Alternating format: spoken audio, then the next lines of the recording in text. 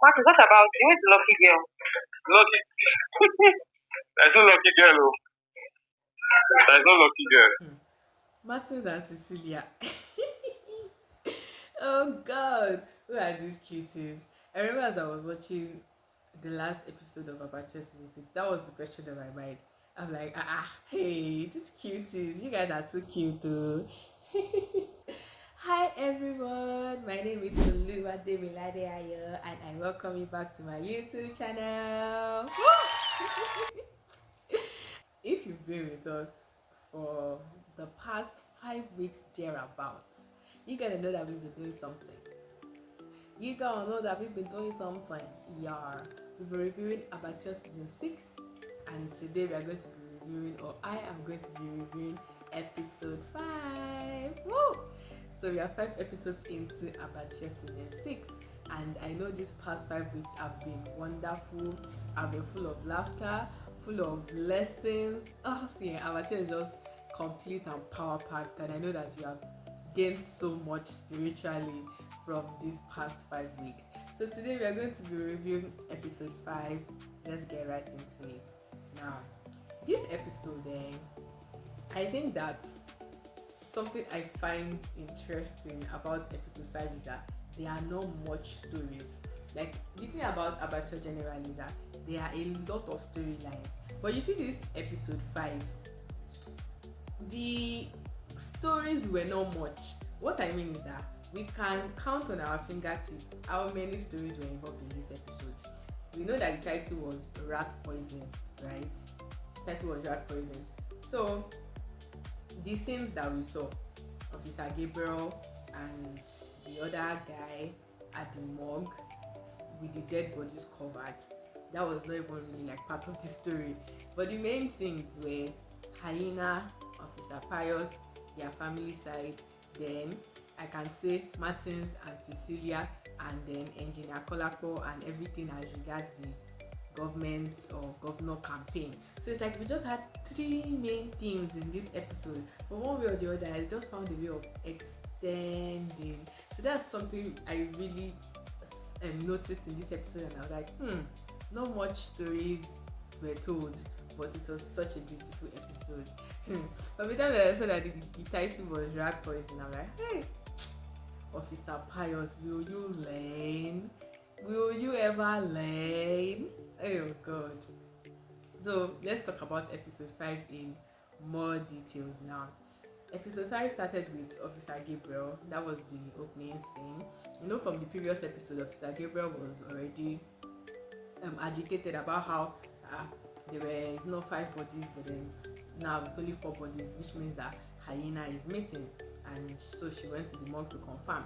And then I think there was a part where she was asking somebody on the phone that have they heard from Officer Pius? Is there a way to reach Officer Pius? And my sister is like, because she was there when I was watching it. My sister is like, bro, why can't they just go to his house? So like you're telling me that there is nobody in that entire police force that knows Officer Pius's house address. Like even if nobody knows it, there's no way to track him at all. Like that part is not, we are not getting it yet. So she's like, so nobody has heard from Officer Pius and they just left it like that. Oh, Officer Pius is held hostage in his house. So I think there was a scene like that. And then we now move on to Officer Pius in his house, Hyena, and like that. And something that I think everybody should pay attention to was Hyena servicing his altar. Literally. My sister was like, anybody that is still thinking that the kingdom of darkness they don't have tongues, that person is still joking. They also service their altar because every functional altar thrives by sacrifice or thrives on sacrifice, meaning you constantly have to sacrifice. But the only thing about the kingdom of light is that we are the living sacrifice. So it's like we are constantly dying to ourselves. But at this, all in all, there still has to be sacrifice. So we see that Hyena is consistent in servicing his altar because it's a spiritual thing. It's a spiritual affair. So that was something very, very, just I think every Christian should pay attention to. Now, that was something profound that every Christian should pay attention to. And I saw in the comment section, somebody said that it's how Aina is servicing his altar regardless of his location. Let that sink in. So like Christians, we really need to learn from this. Like, we make a lot of excuses. Oh, I traveled, that was like cause and come. It's like regardless of where you are servicing your altar. That is one of the benefits of being able to pray in tongues. Nobody has to hear you, but you are communing with your Father. So that's a lesson we learned from Hyena right there. Yeah. So back to Officer Pius and family. Something that I think was really important to note from the conversation that Officer Pius had with his wife was that he had forgotten God. Officer Pius had forgotten God because his wife said about 2 or 3 times that be like say we go back to God. Oh. Let's go run back to God. Like be like say we go back to God, and she kept saying it and saying it, and Officer Pius was there saying we use rat poison. Like he didn't even acknowledge her statement at all. He just dismissed it completely. Like that's the thing. He's feeling self-sufficient, and that's exactly his problem. That's why he's so proud. Honestly, I feel like you can't exactly rely on God and be proud at the same time. It's one of the two. If you are expressing dependence on God, it just has a way of dealing with your pride. So the fact that Officer Pius did not even acknowledge his wife's statement of we have to go back to God, despite being in the lion's den, literally in the lion's den, he did not still see the need. Like that's the point. Adversity, those some circumstances are orchestrated to take you back to God, but he did not see the need. Still doing strong head. It is well with his soul. Aye, Officer Pius and Engineer Kolako. I don't know what to say to you two both, but the Lord is your strength, and I pray that you will not eat more than what you can chew, because these two guys, I don't know what to say. So I'll be asking some questions. Yeah, if you've been here for some time, you know the drill by now. So I'll be asking some questions on to help the review be more structured.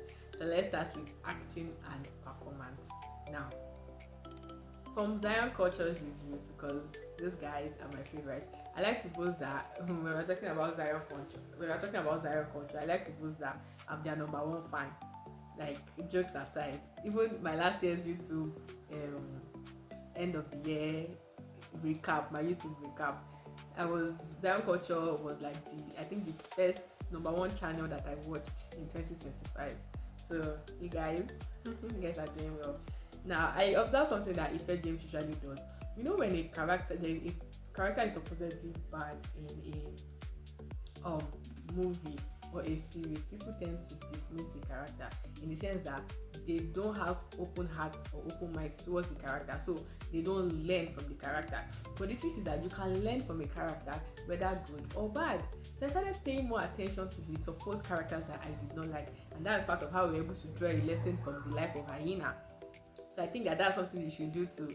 If you've been here, you've been watching Abattoir and then you've been dismissing terrible characters, like you just don't even want to see them or hear anything from them, you have to know that there are lessons that can be learned from them. And that's why I'm still going to talk about this the acting and performance of Ejike Akolako. Now, you actually have to give it to that man for acting and performance in this episode. As far as I'm concerned, Ejike Akolako killed the acting and performance. Like the pride, the smell, like even the scene, the gubernatorial debate, back to back. No, that scene was good. He knew his lines, he knew how to deliver his lines. Everything was on point. So for acting and performance, Ejina Kolakmo, I give it to you. So let's talk about cinematography and lighting. Now you see this cinematography and lighting, there was just a way. See, one beautiful thing about reviews is that you pay attention. There's just a way. There was a way the light of this episode was. Like, I don't know if someone noticed this. It was crisp. it had this sunny. It was not the regular kind of lighting. It was crisp, it was consistent, especially when we get to the parts where of Martins, Row, or Martins and Cecilia in that market scene. Like the lighting there, that lighting was on point. It was on point. So the lighting was consistent throughout this episode.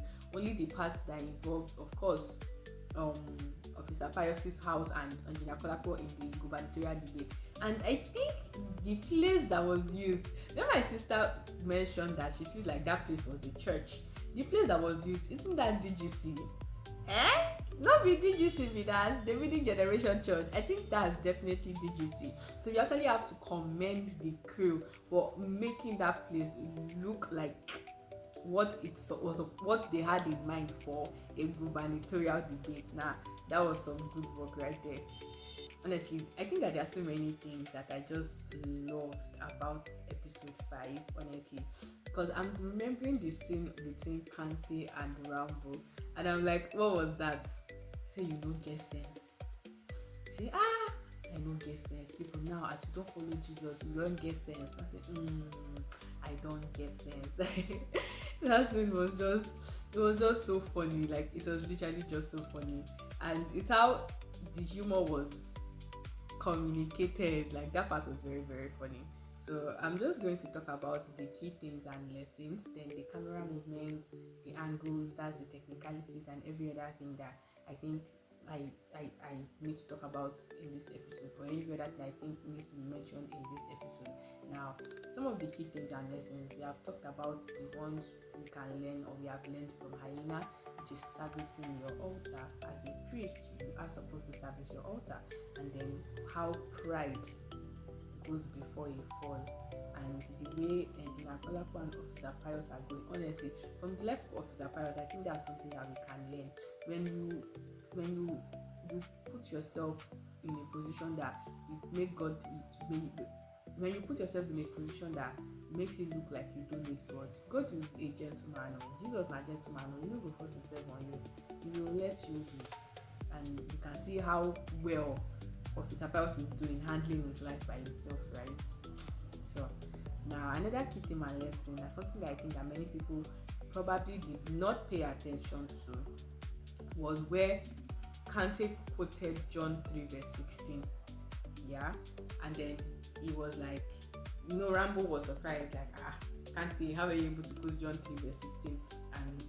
And Kante was now like, when he was small, his grandmother, John 3:16, John 3:16, John 3:16. Like, that just, something just went on in my head, that there are some people in the lives, like when we look at the lives of people who eventually came to Christ, there are just some key people that we cannot just help but appreciate God for. They were consistent. I imagine how rebellious Kante probably was at that point in his life, but it eventually came in handy. Like, the footprint, the consistency eventually came in handy. Like, even when it was not looking like it now. And I think that should just serve as a source of encouragement to somebody today, that peradventure you are pouring into the life of a person, and it's not, it's not looking like this person is just behaving anyhow. Let Kante be an example and a testament to the fact that we are not wasting time. You are not wasting time. Kante's grandmother is probably long dead by now, but you see, your prayers live longer than you. Your prayers outlast your lifetime. They outlast generations, because that's how powerful that they are. I think that was a key theme and lesson. Now, that's key. When you say something is a key theme and lesson, I think that is something to really, really, really hold on to. And something else, God, I just have to talk about this. Something else that I feel like just struck a chord wherever I struck a chord was when Martins came, so like just scared Mama going around, was like, Mama going around, God is real. I had to take a screenshot of that scene. I had to pause it and take a screenshot, because I understood where it was coming from. Like, I don't know if things have happened to you. Like, it's not as if you know that God is not real. That's the thing. It's not, you know that God is real. It's not like you know that God is not real. But some things will happen to you, and you're like, God is real. God is real. Every time I go to Redemption City and I just look around, I look at the goodness of God, I look at the glory of God in the life of Nigeria Monjo, I look at the glory of God in the life of our fathers, I look at the glory of God in the life of the young evangelist preachers that we have today, and I'm like, no, God is the lifter of men. Like, you can't tell me that God is not real. Nah, God is real. God is real. So that's something that I don't know if I'll call it a key theme and lesson, but it was just something that I'm like, God will intentionally do things that will solidify your convictions of his existence, that will solidify your belief that he is nah. God is real. So that's like, I can say, another key theme and lesson. So I think the last key theme and lesson that I want to talk about is Martins and Cecilia. Honestly, what is gonna be is gonna be. If God say it gonna be. Because who is it that says a thing when the Lord has not commanded it? Bro that said that he's going through heartbreak. Bro seems to be very okay. To say, this episode, this review, I'm not sure I even want to talk about Bro at all for any reason. So let's just leave him like that. But when I look at Martins and Cecilia, I find it so interesting that sometimes your answered prayer is closer than it seems. Because what are those cuties? Like, what was that? And scriptures tell us that it is the Holy Ghost, it is God that works in us both to will and to do. Because you can't tell me that it's a coincidence that it's the day that Martins wants to go to market that Cecilia is free and available to go to the market. Yeah, when we see this matchmaking thing, just leave it for God. This matchmaking thing, just leave it for God. I had to text my friend. I'm like, Martins and Cecilia, a match made in heaven. Oh God. Like, I'm just like, it was just such a cute thing to see and to watch. How Cecilia will be saying one thing, and Martins is talking about another thing. Ah, God, it's just so funny. In fact, Cecilia is even a very funny character, because what was that? Martins, and even Martins, God, I cannot even blame Cecilia. Martins, I thought you said the budget for the party was 250,000. 600,000 enter your hand. You say the money for caterer koyo. So what was now the 250,000 budget that you were telling Biro about? Like, can you please elaborate on that in the comments? Help us elaborate on that in the comments. We like to know and understand what is going on here. Because tell me why you want your those surprise and you say that you gonna put the food on YouTube. Don't you use Mama Gbero's surprise party to do food experiments? Let's just leave your matter like that, because I can't even blame Cecilia, because I'm like, what was that? What was that? But honestly, Martins and Cecilia, I'm just excited for where this story is going. Like, it's just smooth sailing. Like, this ship has started sailing and nothing will make it sink. If you agree, let me know in the comments. Martins and Cecilia, this ship has started sailing and nothing, I repeat, no power of hell, no scheme of man will make this ship sink. Oh God. So that's just something really beautiful to see and notice and observe, is that sometimes your answered prayer is closer than it seems, and God's timing is the best. The camera angles, especially in the scenes between Officer Pius, his wife, just the hyena, their family scenes, and then there was another scene that was like, nice camera angles and movements. Was how the scene opened. I think that's what the movement was trying to communicate. Opened us into the scene of Rambo and Kante. If you see the way it came from the back and just led us into the story, I'm like, that's good camera angles and movements. And the way the camera angles were switching for the scenes between Officer Pius's wife and Officer Pius when she went into the kitchen, I think to take the rat poison. The camera angle was from this side like this. I'm like, that's some really good camera angles right there. So that's, yeah, I think that's about it. But that about sums up everything that happened in episode 5. That's why I have to say it again, that the stories, the things of this episode were not really much like that. We just got to see like 3 main stories, and I like how they are breaking it down. I love how they are breaking it down. So as we round off and we close out, I'm just going to talk about some things that I've also noticed about this episode and just the last few episodes, and what I hope to see and expect from episode 6. So something that I think I've noticed and I've thought about over and over again is how we've not seen Chief Sonia. I think we've not seen Chief Sonia for like 2 episodes now. If not 3 episodes, but probably for 2 episodes now, because even in this last episode we did not see Chief Sonia. So I'm still looking forward to seeing him come up and all of that. Another person that we have not, or people that we have not still seen, is Dele and his crew. Dele and his crew. I mean, we still have a whole 10 episodes. Like we are eating and we are getting full and we are still going to be served. So we still have like 10 episodes, and I think that we are not ready for what is coming. It's a build up. We are not ready for what is coming, because so that's something that I've just noticed, and I'm like, we are still not seeing some characters. So I'm interested in how the characters will be either reintroduced or introduced if they've not appeared in any of the previous episodes. Now, something that I think I look forward to seeing in subsequent episodes is the development of the relationship between Martins and Cecilia. Yeah, on this side, we love love. We love kingdom marriages. Anything kingdom, we are here for it. So I'm really excited to see how that is going to play out. Honestly, I'm so excited for that.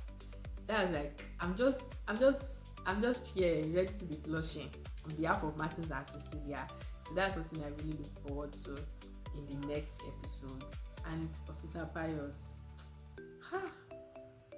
honestly, I genuinely don't get it.